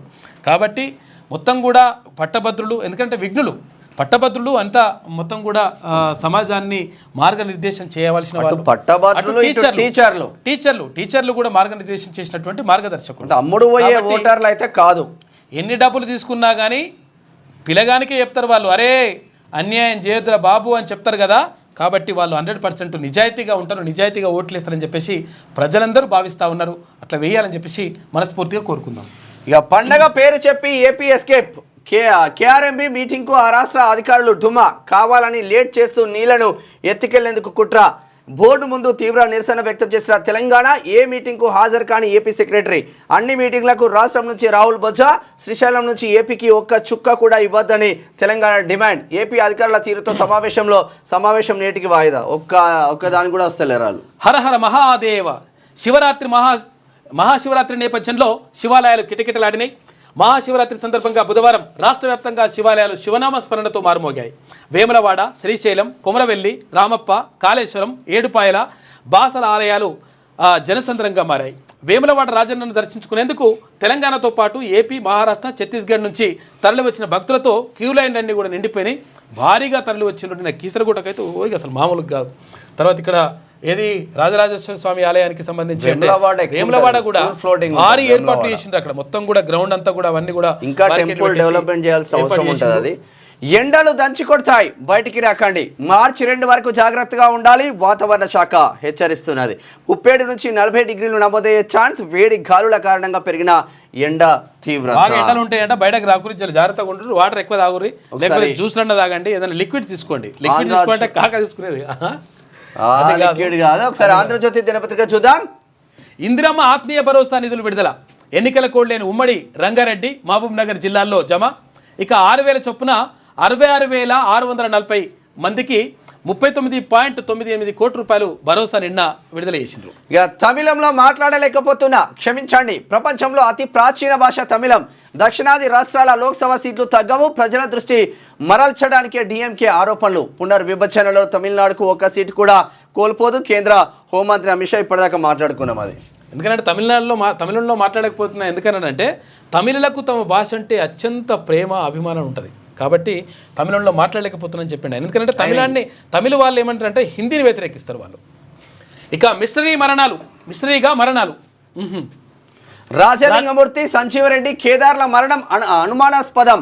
ఫిర్యాదు వస్తే దర్యాప్తు చేస్తాం, నిజాలు వెలికితీస్తాం. ఎస్ఎల్విసి ప్రమాదానికి గత కేసీఆర్ సర్కారే బాధ్యత. 10 ఏళ్ల నిర్లక్ష్యం వల్లే టన్నెల్ మట్టి కుంగి ప్రమాదం జరిగింది. ఫిరాయింపులపై 10 ఏళ్లు రాజ్యాంగంలో మార్పులేమీ రాలేదు. తెలంగాణలో ఉప ఎన్నికలు, కేటీఆర్ అవగాహన రాహిత్యమే. విదేశాలకు పారిపోయిన వారిని రప్పించాల్సింది కేంద్రమే. సిబిఐ విచారణ కోరితే బీఆర్ఎస్ను బీజేపీ కలిపేసుకుంటుంది. నా దృష్టి పనిపైనే. లబ్ధిదారులే కాంగ్రెస్ను గెలిపిస్తారు. బీఆర్ఎస్ కథ ముగిసింది. భవిష్యత్తులో బీజేపీతోనే మా పోటీ. ఆదాయాన్ని నెలకు 22,000 కోట్లకు పెంచితే సరిపోతుంది. ఢిల్లీలో మీడియాతో చిట్చాట్లో సీఎం రేవంత్ రెడ్డి నిన్న మాట్లాడాడు. నిన్న తెలంగాణలో గత 10 ఏళ్లలో జరిగినటువంటి అవినీతిపై విచారణకు సిబిఐకి అప్పగించాలని కిషన్ రెడ్డి, బండి సంజయ్ చెప్పడం వెనుక ఒక పెద్ద కుట్ర దాగుందని చెప్పేసి రేవంత్ రెడ్డి అన్నారు. ఇక 5 కీలక ప్రాజెక్టులకు నిధులు ఇవ్వండి. మెట్రో రైల్ ఫేజ్ 2కి అనుమతి ఇవ్వండి. RRR దక్షిణ భాగాన్ని మంజూరు చేయండి. దానికి సమాంతర రైల్వే లైన్ అవసరం. మూసీ ప్రాజెక్టు డ్రై పోర్ట్కు సహకరించండి. సెమీ కండక్టర్ మిషన్ను ఏర్పాటు చేయాలి. ప్రధాని మోదీకి సీఎం రేవంత్ విజ్ఞప్తులు. వీటిని సాధిస్తే కిషన్ రెడ్డికి పౌర సన్మానం చేసి గండ పెండరం తొడుగుతామన్న రేవంత్. ఎస్ఎల్బిసి ప్రమాదంపై ప్రధానికి వివరించారన్న ముఖ్యమంత్రి. అరే ఇంత మర్డర్లు జరిగితే మినిమం ఉండదా రేవంత్ రెడ్డి గారు? ఎవరు మాట్లాడతలేరు. ఒక ముఖ్యమంత్రిగా, రాష్ట్ర ముఖ్యమంత్రిగా ఉండా మీకొకరు వచ్చి కంప్లైంట్ చేయాలంటే, మీకు అన్ని తెలిసి కూడా మీరు కంప్లైంట్ చేయాలంటే బీఆర్ఎస్ సపోర్ట్ చేస్తలేరు. ఇప్పుడు ఏది రాజలింగమూర్తి జరిగింది, మర్డర్ జరిగింది కదా, బీఆర్ఎస్ ఒక్కడు కూడా సపోర్ట్ చేస్తలేరు. ఎందుకు సపోర్ట్ చేస్తలేరు? కారణం ఏంది? దీని మీద సిబిఐ ఎంక్వైరీ జరిపించాలని పాపం సౌండ్ చేసిండు, స్టార్టింగ్ లా చేసిండు, మళ్ళీ సప్లై కూకున్నారా? మన సంగతి ఏంటి భయ్యా? నిర్మాత కేదార్ ఆకస్మిక మరణంతో అగ్ర హీరోల్లో ఉలికిపాటు వచ్చిందంట. దుబాయ్లో నిర్మాణ తర్వాత స్థిరాస్తి రంగాల్లో కేదార్ వ్యాపారాలు చేసిండు. వాటిలో 100 కోట్ల రూపాయలు పెట్టుబడి పెట్టిన హీరోలు, నిర్మాతలు, దర్శకులు. పెట్టుబడుల వివరాలు తెలియక వారిలో ఆందోళన మొదలైందంట. కేదార్ అని చెప్పేసి మొన్న చనిపోయింది కదా. అయితే ఆయన నిర్మాత చనిపోయింది కదా ఇక్కడ దుబాయ్లో. ఈ దుబాయ్లో చనిపోయినటువంటి నిర్మాత చాలామంది హీరోల దగ్గర, దర్శకుల దగ్గర, నిర్మాతల దగ్గర డబ్బులు తీసుకున్నాడంట. తీసుకొని అక్కడ దుబాయ్లో నేను పెట్టుబడి పెడతానని తీసుకొని పెట్టుబడి పెట్టిండు. అంతా అయిపోయింది, బాగానే ఉన్నది. కానీ ఇది ఆకస్మిక మరణం. ఇది మర్డరా లేకపోతే నిజంగా అనుమానాస్పద మృతి అని చెప్పేసి చాలామంది చనిపోవడం. ఇంకా అక్కడ దుబాయ్ పోలీసులు కూడా ఇంకా క్లారిటీ ఇవ్వలేదు దానిపైన. అయితే నిజంగా మరి ఇప్పుడు మేము ఇన్ని కోట్ల రూపాయలు అక్కడ దుబాయ్లో పెట్టుబడి పెడతామని చెప్పేసి కేదార్ని నమ్ముకొని ఇట్లా పంపిస్తాం కదా, ఇప్పుడు ఆయన చచ్చిపోయే అసలు ఎవడియాల పైసలు ఇప్పుడు ఎంక్వైరీ జరిపించుకోవాలి కదా ఆలోచిస్తున్నారంట. ఇప్పుడు ఎందుకంటే వేరే దేశాల్లో పెట్టేసి ఇక్కడ అక్రమంగా సంపాదించి వేరే దేశాలు పెట్టాలనుకుంటే ఇట్లా అవుతుంది పని. నిజంగా వీళ్ళు ఇప్పుడు హీరోలు కావచ్చు, నిర్మాతలు కావచ్చు, దర్శకులు కావచ్చు, 100 కోట్లు 1000 కోట్లు సంపాదిస్తారు. ఒక్క పేదోడికి రూపాయి సాయం చేయరు. టాలీవుడ్ సినీ నిర్మాత సెలగన్ శెట్టి కేదార్ ఆకస్మిక మరణం తెలుగు సినిమా రంగానికి చెందిన ప్రముఖుల, ముఖ్యంగా కొందరు అగ్ర హీరోల గుండెల్లో గుబులు రేపుతోంది. తెలుగు సినీ రంగానికి చెందిన కొందరు అగ్ర హీరోలు, నిర్మాతలు, దర్శకులు బినామీలుగా వ్యవహరిస్తూ వారికి చెందిన 100 కోట్ల రూపాయలతో కేదార్ దుబాయ్లో వ్యాపారాలు చేయడమే ఇందుకు కారణమని సమాచారం. కేదార్ది అనుమానాస్పద మృతేనా? ఇంకా దొరకని దుబాయ్ పోలీసుల క్లియరెన్స్. దుబాయ్లో లేను, ఇంట్లోనే ఉన్నా. తనపై అసత్య ప్రచారం జరుగుతుందంటున్న మాజీ ఎమ్మెల్యే పైలట్ రోహిత్ రెడ్డి. మాజీ ఎమ్మెల్యే ఉండడానికి వచ్చింది కదా వార్తలు. ఏదో అక్కడ ఆనాలుగురులో ఉండే కదా కేసులో ఆయనదే ఫామ్ హౌస్. ఇక పోసాని అరెస్ట్. హైదరాబాద్లో అదుపులోకి తీసుకున్న ఆంధ్రప్రదేశ్ పోలీసులు. జనసేన నేత ఫిర్యాదుపై పోసాని మీద కేసు నమోదైంది. ఇక ఏపీ వ్యాప్తంగా ఇప్పటికే 10కి పైగా కేసులు. వైసీపీ అధికారంలో ఉండగా నోటి దురుసు ప్రవర్తించిండు పోసాని కృష్ణమురళి. ఇక అప్పట్లో ఫిర్యాదులపై స్పందించని పోలీసులు. అరెస్టు వేళ పోలీసులతో పోసాని వాగ్వాదం, నోటీస్ ఇచ్చి అరెస్ట్ చేసిన పోలీసులు. ఇవాళ రాజంపేట కోర్టులో పోసాని హాజరుపరుస్తారంట. అసలు యాక్చువల్గా ఏంటంటే గతంలో పోసాని కృష్ణమురళి ఇష్టం వచ్చినట్టుగా దానిమంటారు మాట్లాడేది. తర్వాత ఇక్కడ చంద్రబాబు పైన, తర్వాత ఇక్కడ ఎవరు పవన్ కళ్యాణ్ పైన, వాళ్ళ కుటుంబ సభ్యులు మహిళల పైన రకరకాలుగా మాట్లాడాడు. ఈ నేపథ్యంలో పోసాని కృష్ణమురళిని హైదరాబాద్లోని తన నివాసంలో అరెస్ట్ చేసింది. నిన్న మై హోమ్ భోజా ఉంటుంది కదా, దాంట్లో తీసుకొచ్చి అరెస్ట్ చేసిండ్రు నిన్న పోలీసులు. ఒక అన్న ఫ్లాట్ అది మాట్లాడుతుండే ఒక నిమిషం ఉండే వాయిస్ ఉండే.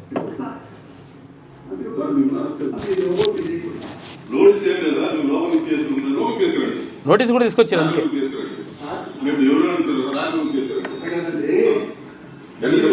నోటీసు పంపిస్తే నేను హాస్పిటల్కి వెళ్ళి ట్రీట్మెంట్ చేసుకొని సార్ మేము అరెస్ట్ చేస్తాం సార్, మీరు కోఆపరేట్ చేయండి, లేదంటే మీరు కంప్లైంట్ చేయాల్సి వస్తుంది. మా డ్యూటీకి ఒకటి వినండి సార్, మా కోఆపరేషన్ చేయండి. మీరు పేషెంట్ కూడా సపోర్ట్ చేయాలి.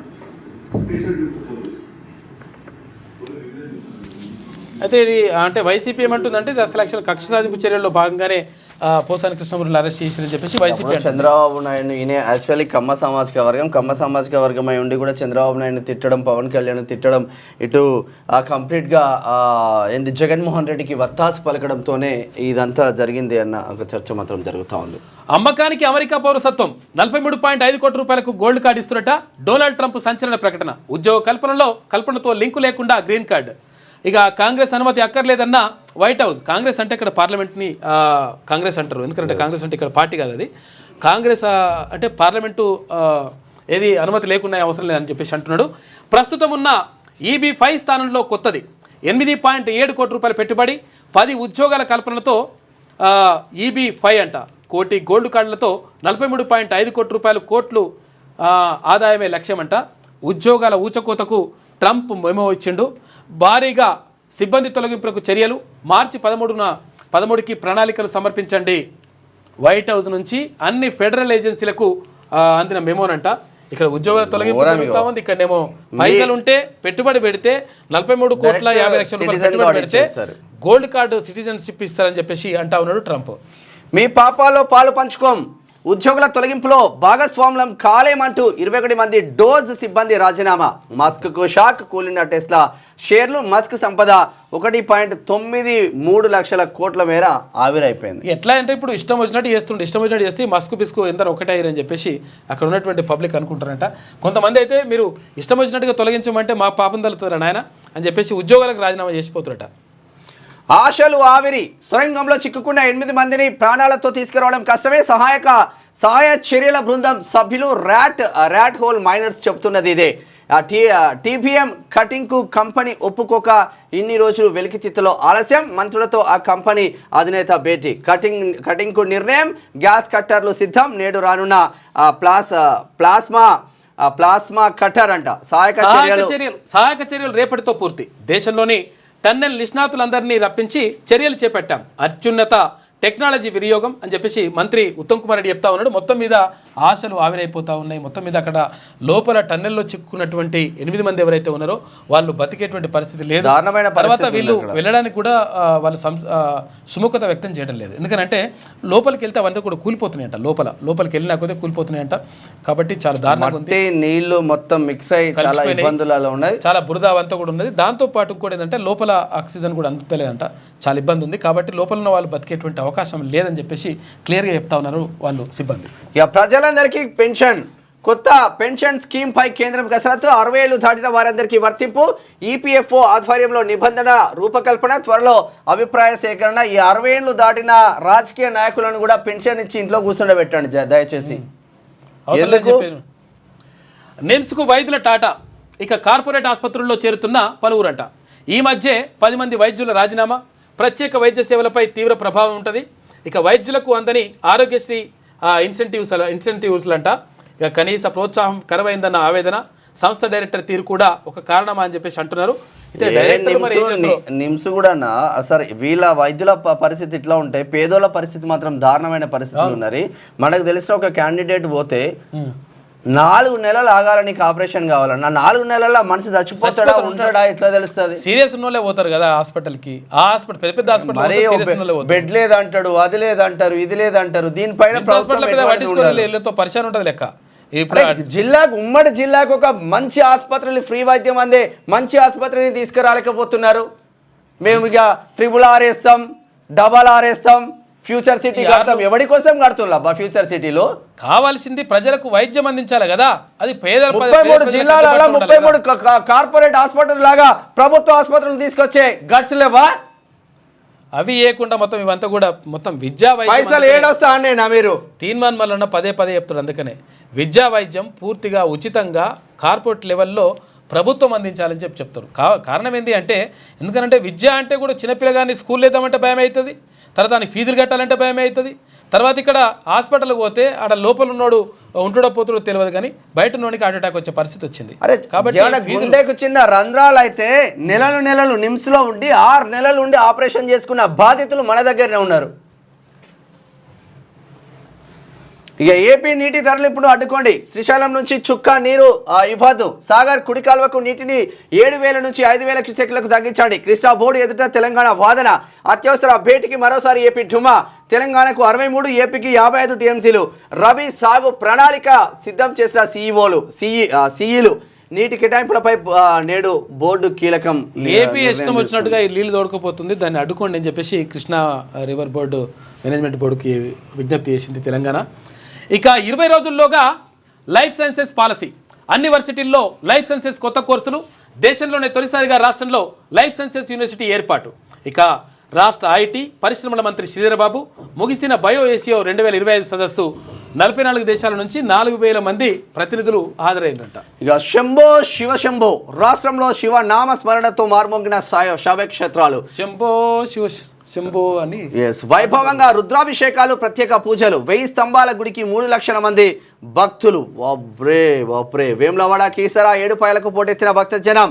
నది స్థానానికి వెళ్లి రాష్ట్రంలో 1 మృతి, 2 గల్లంతు. ఆంధ్రప్రదేశ్లో 9 మంది మృతి. చాలా మంది చచ్చిపోయారట పాపం, పిల్లలు, తర్వాత వాళ్ళందరూ కూడా. ముగిసిన మహాకుంభమేళ చివరి రోజు శివరాత్రి సందర్భంగా 1.32 కోట్ల మంది పవిత్ర స్నానాలు చేసిండ్రు. 45 రోజుల్లో 65 కోట్ల మందికి పైగా ప్రయాగ్రాజ్కు వచ్చిందని చెప్పేసి అక్కడ ఉన్నటువంటి ప్రభుత్వం చెప్తా ఉంది. ఎమ్మెల్సీ ఎన్నికల పోలింగ్ నేడే. 2 ఉపాధ్యాయ, 1 పట్టభద్ర స్థానానికి ఉదయం 8 గంటల నుంచి సాయంత్రం 4 గంటల దాకా. ఉపాధ్యాయుల ఓటుకు రేటు 1000 నుంచి 3,000 చొప్పున పంపిణీ జరుగుతూ ఉంది. చూసారు కదా కథ ఎట్లున్నదో నడుస్తున్నదో. మొత్తం పైసలు పంపిణీ చేస్తున్నారట. ఈ పైసలు పంపిణీ చేస్తే మీరు విఘ్నులు కాబట్టి, మీరు నిజంగా మేధావులు కాబట్టి, ఎందుకంటే పట్టభద్రులు తర్వాత టీచర్లు అంటే మేధావులు, విఘ్నులు, తర్వాత సమాజానికి మార్గనిర్దేశం చేయవలసిన వాళ్ళు కాబట్టి వీళ్ళు పైసలు ఇస్తే తీసుకోరు. ఆ పైసలు తీసుకోరు, కానీ 100% ఎవరికి ఇవ్వాలి ఏం కథ అనే దానిపైన నిర్ణయం తీసుకోరు.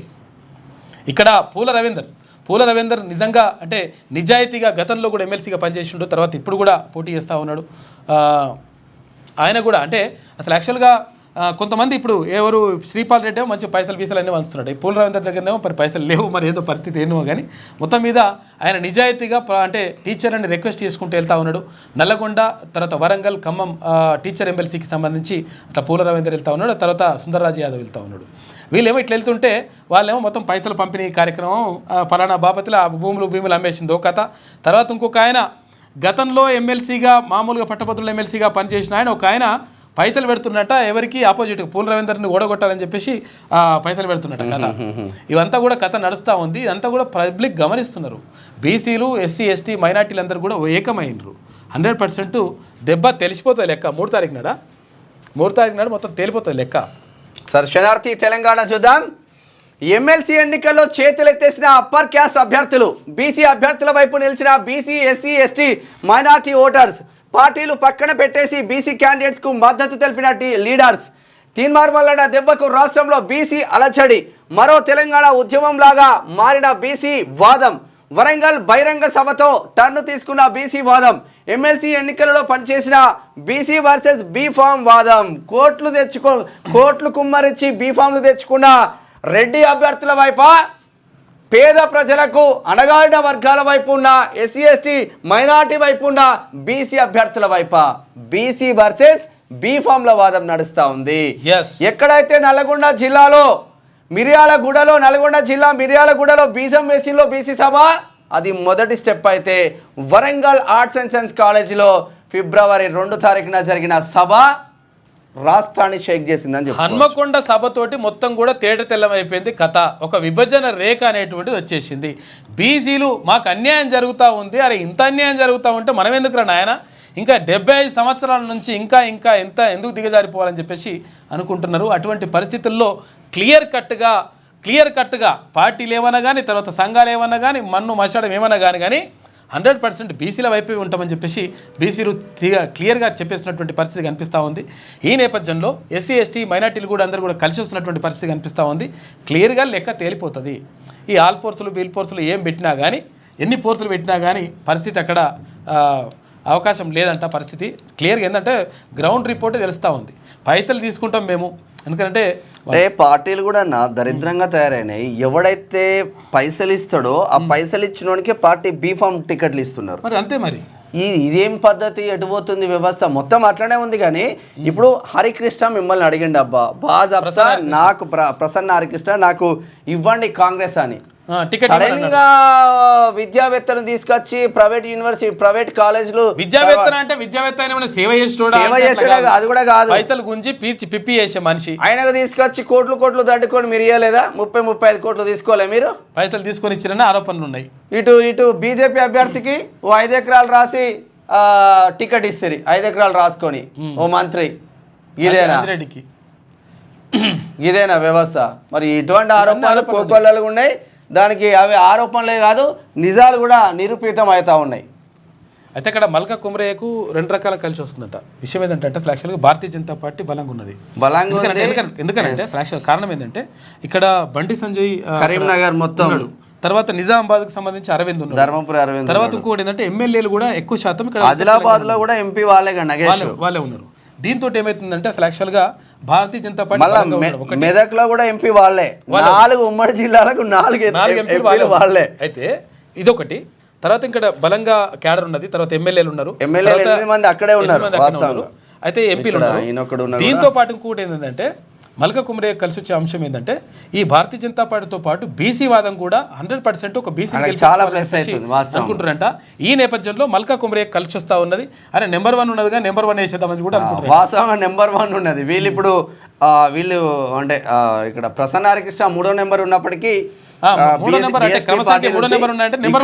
పూల రవీందర్ సుందర్ రాజ్ యాదవ్ ఇండిపెండెంట్ అభ్యర్థులు కావచ్చు. 17 నెంబర్ పూల రవీందర్ ఉంటే 19 నెంబర్ సుందర్ రాజ్ యాదవ్ ఉంది. కానీ 1 నెంబర్ 1 ఉన్నది కాబట్టి నెంబర్ 1 వేసేస్తారు. నెంబర్ 1 మల్కా కుమరయ్యకి వేస్తారట. 3వ నెంబర్ ఉన్న ప్రసన్న హరికృష్ణ కూడా 1 నెంబర్ అని చెప్పేసి డిసైడ్ అయిపోయారు. అట్లా అంతా కూడా నడుస్తూ ఉందని చెప్పేసి పబ్లిక్ చెప్తున్నమాట. ఇక ఎమ్మెల్సీ ఎన్నికల్లో చేతులెత్తేసిన అప్పర్ క్యాస్ట్ అభ్యర్థులు ఎన్ని కోట్లు ఖర్చు పెట్టినా వృధా అని డిసైడ్ అయిన అగ్రకులాల అభ్యర్థులు సీఎం హెలికాప్టర్లో వచ్చి వారినా కూడా ఓడిపోతామన్న అప్పర్ క్యాస్ట్ అభ్యర్థులు. దీనంతటికీ బలమైన కారణం ఎమ్మెల్సీ తీర్మానాలను చేపట్టిన బీసీ నినాదమే. బీసీ అభ్యర్థుల వైపు నిలిచిన బీసీ ఎస్సీ ఎస్టీ మైనార్టీ ఓటర్లు పార్టీలను పక్కన పెట్టి బీసీ క్యాండిడేట్స్ వైపు నిలబడ్డ అభ్యర్థులు కనిపిస్తూ ఉన్నారు. బీసీ అభ్యర్థులందరూ ప్రజల కోసం పనిచేసే వాళ్ళు ఉన్నప్పటికీ అటు కాంగ్రెస్ ఇటు బీజేపీ అగ్రవర్ణాలకు టికెట్లు ఇచ్చేసింది.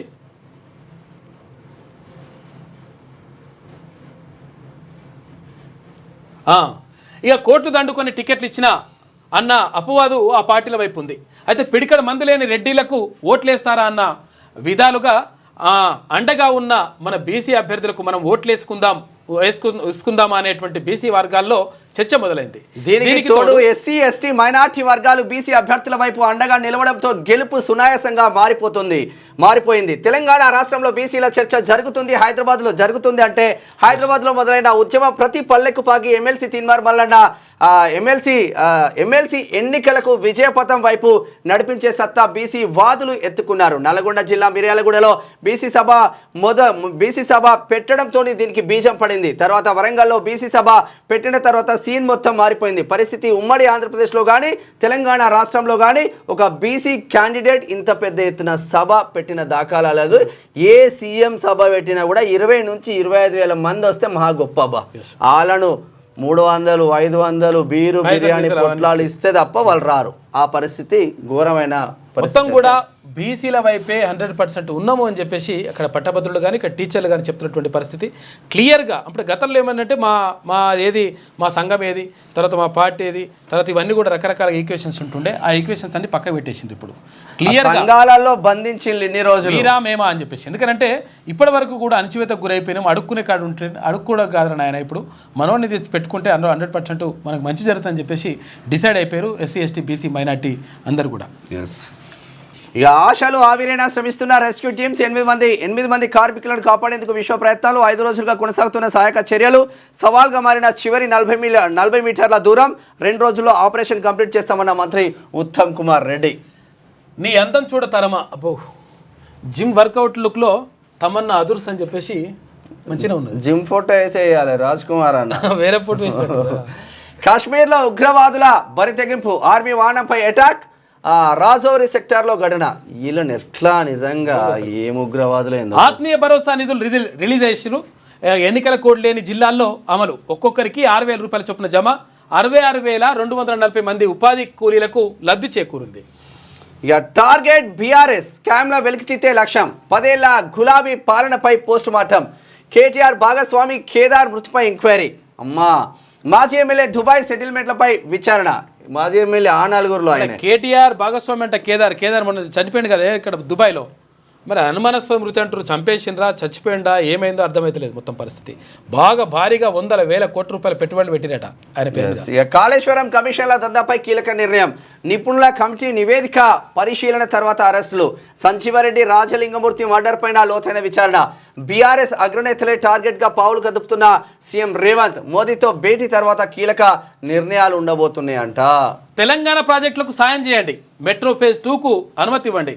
RRR దక్షిణ భాగానికి ఫండ్స్ కావాలి. మూసీ ప్రక్షాళనకు సహకరించండి. సెమీకండక్టర్ మిషన్కు నిధులు కావాలి. పీఎం మోడీకి రేవంత్ రెడ్డి విజ్ఞప్తి చేస్తే మరి ఏం జరుగుతుందో చూద్దాం. ఇవాళ ఎమ్మెల్సీ ఎన్నికలు. 3 సెగ్మెంట్లకు ఎలక్షన్స్. ఉదయం 8 గంటల నుంచి పోలింగ్ ప్రారంభం. సాయంత్రం 4 గంటలకు ముగింపు. పోలింగ్ కేంద్రాల వద్ద పటిష్ట భద్రత ఏర్పాటు చేసిండ్రు. తర్వాత క్లియర్గా ఓట్లు వేసేటప్పుడు చాలా జాగ్రత్తగా గమనించండి. నెంబర్లు మాత్రమే వేయండి. అది క్రమ సంఖ్య 1, 2 అట్లా వేయండి. అది కూడా మీరు ఎవరైతే అభ్యర్థికి అనుకుంటారో అభ్యర్థి పక్కన ఒకవేళ ప్రసన్న హరికృష్ణ అనుకుంటానికి 3 నెంబర్ ఉన్నది, 3 నెంబర్ పక్కన 1 నెంబర్ వేయాలి. అట్లా వేయడం చేస్తే బాగుంటుంది. ఇప్పుడు పూల రవీంద్ర ఉన్న పూల రవీంద్రకి వేయాలనుకుంటారు ఒకవేళ 17 నెంబర్ పక్కన 1 నెంబర్ వేయాలి. ఇట్లా సుందర్రాజ్ యాదవ్ ఉన్నారు, సుందర్రాజ్ 19 నెంబర్ పక్కన 1 నెంబర్ వేయాలి. అట్లా లేకపోతే ఒకవేళ మల్క కొమరయ్యకి వేయాలనుకున్నాను అనుకో 1 నెంబర్ పక్కన 1 వేసుకోవాలి. అట్లా వేయాలి, నెంబర్ వేయాలి తప్ప ONE 1 రాసుడు 1 రాసుడు లేకపోతే టిక్ జాగ్రత్తగా ఉండండి అని చెప్పి. ఇక నేను విజయ్ని గెలిపిస్తా. టీవీకే గెలిస్తే నాకు పాపులారిటీ రావడం ఖాయం. అమ్మ ఎన్నికల వ్యూహకర్త ప్రశాంత్ కిషోర్ ఇప్పుడు ఆయన పార్టీ పెట్టుకున్నాడు. ఆయన పార్టీ పెట్టుకున్నాడు. మరి ఆయన పని సరిగా లేదు పరిస్థితి. నాణ్యతలో రాజుపడేది లేదు. గ్రామీణ రహదారుల నాసిరకం పనులపై మంత్రి సీతక్క సీరియస్ అయింది. గ్రామీణాభివృద్ధి అధికారులతో సమీక్ష. ఇక నాణ్యత ప్రమాణాలు పాటించాలని చెప్పేసి ఆదేశాలు జారీ చేస్తూ ఉన్నారు. గ్రామీణ రహదారులకు సంబంధించి మరి ఆల్రెడీ కొంతవరకు మా ఎమ్మెల్యే బీరైలయ్య గారు కొంతవరకు చేస్తున్నట్టు మా రోడ్ అవుతుంది. పూర్తి స్థాయిలో రోడ్ వేయించండి. ఎందుకంటే మా దగ్గర కస్తూర్బా స్కూల్ ఉంటుంది, ఇంటర్మీడియట్ కూడా అందులో ఉంటుంది. పెద్ద పాఠశాల. అది 600-700 మంది స్టూడెంట్స్ ఉంటారు అక్కడ. వాళ్ళ తల్లిదండ్రులు చాలా దూరం నుంచి రకరకాల జిల్లాల నుంచి వస్తుంటారు. అక్కడ వస్తున్నప్పుడు మొత్తం కూడా కంకర తేలి రకరకాలుగా ఇబ్బందులు పడతా ఉన్నారు. కాబట్టి బొమ్మల రామారం నుంచి మల్యాలకు రోడ్ వేయాలని చెప్పేసి మేము ఇప్పుడంటే గతంలో చెప్పినాం. తర్వాత ఒకసారి మళ్ళీ కూడా కలిసే అవకాశం ఉంటుంది. మా ఊరు నుంచి వస్తానంటున్నారు. ఎమ్మెల్యే బీరైలయ్య గారు ఆలేరు ఎమ్మెల్యే దీనిపైన దృష్టి పెడితే మంచిగా ఉంటుందని చెప్పేసి అంటున్నారు. మేము కూడా కావాలంటే కలుస్తాం. ఎందుకంటే చాలా దారుణంగా ఉన్నది పరిస్థితి. ఎమ్మెల్యే దీనిపైన దృష్టి పెట్టాల్సిన అవసరం ఉన్నది. డిఎంకేకు బుద్ధి చెబుతాం. రాబోయే అసెంబ్లీ ఎన్నికల్లో ఎన్డీఏదే విజయం. కేంద్ర హోంమంత్రి అమిత్ షా చేస్తున్న వ్యాఖ్యలు. శివోహం రాష్ట్ర వ్యాప్తంగా ఘనంగా మహాశివరాత్రి వేడుకలు. ఇక ఆలయాలకు పోటెత్తిన భక్తజనం. శివనామ స్మరణతో మారుమోగిన ఆలయాలు. భక్తి శ్రద్ధలతో జాగరణ కూడా నిన్న రాత్రి పూట జాగరణ కూడా చేసిండ్రు పబ్లిక్. ఇది ఇట్లా ఉంటే ఒకసారి పల్లవి చూద్దాం. మహాకుంభమేళ పరిసమాప్తం. శివరాత్రి సందర్భంగా పోటెత్తిన భక్తులు జనవరి 13న ప్రారంభమైన మెగా ఉత్సవం ఇప్పటి వరకు 63 కోట్ల మంది పుణ్యస్థానాలు చేసినట్లు అంచనా. సూర్యుడు మకర రాశిలో ఉన్నప్పుడు ప్రయాగ్రాజ్ కుంభమేళా. ఇక వన్డే ర్యాంకింగ్స్ టాప్ 5 లోకి కోహ్లీ వెళ్ళిండట. బీహార్ క్యాబినెట్ విస్తరణ. బీహార్లో క్యాబినెట్ విస్తరిస్తున్నారు కానీ తెలంగాణ క్యాబినెట్ ఎప్పుడు విస్తరిస్తారు? కనీసం ఎమ్మెల్సీ ఎలక్షన్లు అయిన తర్వాత విస్తరిస్తారా? మరి కొంతమందికి ఇస్తే ఇంకో కొంతమంది ఉంటారా? గయాబ్ అవుతారా అని ఇస్తలేరా? తెలియదు. లీడర్లపై లైఫ్ బ్యాన్ అత్యంత కఠినం. ప్రస్తుతం అమల్లో ఉన్న 6 ఏళ్ల నిషేధం సరిపోతుంది. దోషులుగా తేలిన నేతలపై జీవితకాల నిషేధాన్ని వ్యతిరేకించిన కేంద్ర ప్రభుత్వం. ఇటువంటి అంశాల్లో నిర్ణయాధికారం పూర్తిగా పార్లమెంటుదే. సుప్రీంకోర్టులో కేంద్రం అఫిడవిట్ దాఖలు చేసింది. చూసుకోరు ఎట్లుండదో. వాళ్ళని వాళ్ళు ఇక్కడ దొంగ ఎవరు అంటే కేంద్ర ప్రభుత్వం దొంగ 100%. అంతే కదా. ఇప్పుడు కేంద్ర ప్రభుత్వం అట్లా చెప్తుందంటే దాని అర్థం ఏంది? కేంద్ర ప్రభుత్వం అంటే దోషులను కాపాడి దొంగలు కాపాడుర్రి, లంగల్ని కాపాడుర్రి, ఎవడైతే మర్డర్ చేసిండో మానభంగాలు చేసిండో ఎవడైతే ఇవన్నిటికి పాల్పడ్డాడో వాళ్ళని కాపాడండి అని చెప్తా ఉంది కేంద్ర ప్రభుత్వం. మరి ఏందో పరిస్థితి? ఇక Kedar partner KTR Radisson Blu drugs కేసులో అతను కీలక నిందితుడు. తన వ్యాపార భాగస్వామి మృతి చెందితే ఆయన ఎందుకు స్పందించట్లేదు? కేదార్ మృతిపై అనుమానాలున్నాయి. దుబాయ్లో ఉన్న ఆ మాజీ ఎమ్మెల్యే ఎవరు? ఆ 4గురిలో ఒక ఆయన రోహిత్ రెడ్డి అని చెప్తున్నారు. కేదార్ న్యాయవాది సంజీవ్ రెడ్డి లింగమూర్తి మరణాలపై విచారణ కోరట్లేదు. రాత్రికి రాత్రి ఎవరిని అరెస్టు చేయబోం, అది మా విధానం కాదు. కాళేశ్వరం నిపుణుల కమిటీ నివేదిక ఆధారంగానే చర్యలు తీసుకుంటాం. నాకు పేరొస్తుందని కిషన్ రెడ్డి మెట్రో విస్తరణ కేబినెట్ రాకుండా అడ్డుకుంటున్నారు. అమ్మా, సిబిఐ కేసులో అడ్డం పెట్టుకుని బీఆర్ఎస్ విలీనం చేసుకోవాలని బీజేపీ ప్లాన్. ఢిల్లీలో చిట్ చాట్ గా ముఖ్యమంత్రి రేవంత్ రెడ్డి సంచలన వ్యాఖ్యలు. హస్తినాలో మోదీతో భేటీ. 5 అంశాలపై ప్రధానికి విజ్ఞప్తి. కేదార్ ఉన్నాడు కదా, కేదార్ నిర్మాత ఉన్నాడు కదా, సినీ నిర్మాత ఉన్నాడు కదా, కేటీఆర్ పార్ట్నర్ అంట. మరి ఏందో కథ? ఈ డ్రగ్స్ కేసులో కూడా ఆయన ఉన్నాడు, కేదార్ ఉన్నాడు, నిందితుడిగా ఉన్నాడు. తర్వాత రకరకాలుగా ఉన్నాయి. ఈయన పేరు మీద చాలా మంది 100 కోట్ల రూపాయలు సినిమా వాళ్ళు, దర్శకులు, నటులు, తర్వాత ఇక్కడ నిర్మాతలు అందరూ కూడా ఆయన మీద పెట్టుబడి పెట్టినట. పెట్టుబడి పెడితే మరి ఆయన చంపేసిరా చచ్చిపోయిందా ఏదో అర్థమవుతలేదు. ఇక్కడ దుబాయ్లో బయటికి రాణిస్తలేదు. పోలింగ్కు సర్వం సిద్ధం. ఇవాళనే ఎమ్మెల్సీ ఎన్నికల సమరం. ఉదయం 8 గంటల నుంచి సాయంత్రం 4 గంటల వరకు పోలింగ్. రాష్ట్రంలో 2 టీచర్, 1 పట్టభద్రుల స్థానానికి ఎన్నిక. మార్చి 3న ఓట్ల లెక్కింపు ప్రక్రియ చేపట్టనున్న ఈసీ. దక్షిణాది రాష్ట్రాలకు తీవ్ర అన్యాయం. జనాభా ఆధారంగా డీలిమిటేషన్ తగదు. పనితీరును పట్టించుకోకుండా నియోజకవర్గాల పునర్విభజన. ఇది ప్రజాస్వామ్యానికి సమైక్య స్ఫూర్తికి విరుద్ధం. ఆ రాష్ట్రాలు దేశ నిర్మాణంలో అందించిన సహకారాన్ని ఎవరు కాదనలేరు. మాజీ మంత్రి KTR hot comments. Tamil Nadu CM Stalin వ్యాఖ్యలకు ఆయన మద్దతు ప్రకటన. హెల్త్ కేర్ రంగాన్ని తీర్చిదిద్దుతాం. ఫార్మాస్యూటికల్ ఉత్పత్తిలో భారత్ ప్రపంచంలో 3వ స్థానం. 10 ఏళ్లలో భారత ఫార్మా ఉత్పత్తుల ఎగుమతుల విలువ దాదాపు రెట్టింపు. పెట్టుబడిదారులు, ఇన్నోవేటర్లు, శాస్త్రవేత్తలు ముందుకు రావాలి. 2030 నాటికి ఏకంగా $7 ట్రిలియన్ ఆర్థిక వ్యవస్థగా ఎదుగుతాం. పారిశ్రామికవేత్తలందరి కృషి కారణంగానే ప్రగతి సాధిస్తున్నాం. బయో ఏసియో 2025 సదస్సు కార్యక్రమంలో కేంద్ర మంత్రి కిషన్ రెడ్డి మాట్లాడాడు. ఫార్మాలో మీరు పెట్టుబడులు ఒకటి తేవాల్సిన అవసరం లేదు. ఫార్మాలు పెడితే వచ్చిందంటేనే మనకు సర్వనాశనం అన్నట్టే. అక్కడ ఏది గుజరాత్ వద్దంటుంది, తర్వాత ఇక్కడ కర్ణాటక వద్దంటుంది, తమిళనాడు వద్దంటుంది. అన్ని రాష్ట్రాలు ఫార్మా కంపెనీలు మా దగ్గర పెట్టకుర్రా నాయన, మా దగ్గర పెడితే మొత్తం ఎందుకంటే భవిష్యత్తు అంధకారం అయిపోతుంది. భూమిలో నీళ్లు తాగాలనుకుంటే విషం తాగినట్టు అవుతుంది. కాబట్టి ఇవన్నీ వద్దురా. నగర్ లో ఏం జరుగుతుంది? నిన్న వార్తలు చదవలేమన్నా కాలుష్యం ఏమైపోతుందని చెప్పేసి అంటా ఉంటే మేము మంచిగా చేసినాం, ఇంకా ఇంకా పెంచుతాం. ఫార్మా ఏమైందంటే ఇంకా డబుల్ అయిందంట. డబుల్ అయితే గొప్ప విషయం. ఏదేమన్నా దాదాపు రెట్టింపు అయిందంట ఫార్మా ఉత్పత్తులు. ఎంత రెట్టింపు అయితే అంత. ప్రజలు సుభిక్షంగా ఉండాలి. శంకరుని కరుణ కటాక్షాలు ప్రజలపై ఉండాలి. బీజేపీ టీచర్ ఎమ్మెల్సీ అభ్యర్థి మల్క కుమరయ్య పలు ఆలయాల సందర్శన, ప్రత్యేక పూజలు నిర్వహించిండు. 2 రోజుల్లో రెస్క్యూ పూర్తి చేస్తాం. వారు బతుకున్నారన్న నమ్మకంతోనే ఆపరేషన్ వేగవంతం చేశాం. 200 మీటర్ల వరకు మట్టి నీరు కలిసి బురద పేరుకుపోయింది. దీంతో కొంతమేర ఆటంకం. ఈ టన్నల్ ప్రమాదాన్ని కూడా విపక్షాలు రాజకీయం చేస్తున్నాయని చెప్పేసి మంత్రి ఉత్తమ్ కుమార్ రెడ్డి అంటుండు. ఎస్ఎల్బీసీ టన్నల్లో ఆపరేషన్ మార్కోస్ రంగంలోకి ఇండియన్ మెరైన్ కమాండో ఫోర్స్ తీసుకొచ్చిరట. కేసుల వాదనకు ₹400 కోట్లకు పైగా ఖర్చు. గత ఆర్థిక సంవత్సరం కంటే ఈసారి 9 కోట్లు ఎక్కువ. 2014-15 నుంచి 2023-24 మధ్య 409 కోట్లు ఖర్చు చేసినట్లు కేంద్రం వెల్లడి. కేసుల వాదనకే ప్రభుత్వం తనను తాను కేసుల కాపాడుకోవడానికి వాదనకే అన్ని కోట్లు పోయినాయి అంటే ఇక ఎడిగిపోతుంది నిజంగా. గ్రేట్.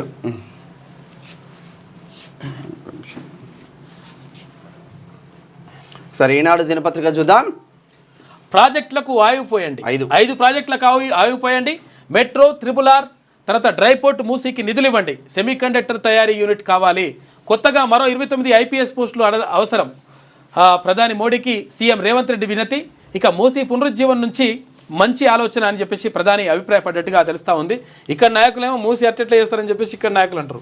ప్రధానమంత్రి ఏమో మూసిని మంచిగా చేసుకోని చెప్పేసి ప్రధానమంత్రి చెప్తున్నాడు. ఇక PMAY సర్వే పూర్తి చేయండి. 2016-18 మధ్య 70,000 ఇండ్లు ఇచ్చినా అమలు చేయలేదు. సీఎం రేవంత్ రెడ్డికి పెండింగ్ పనుల చిట్టా ఇచ్చిన ప్రధాని. అధికారులతో చర్చించి పరిష్కరిస్తామన్న ముఖ్యమంత్రి. కేసీఆర్ చేసుకోవాలంటే నేను అలా పేరు వస్తుంది, నేను చేయాలన్నాడు. ఇక దాంతో పెండింగ్లో పడేయంట. ఆ ప్రాజెక్టు తేవాల్సిన బాధ్యత కిషన్ రెడ్డి, బండి సంజయ్లదే.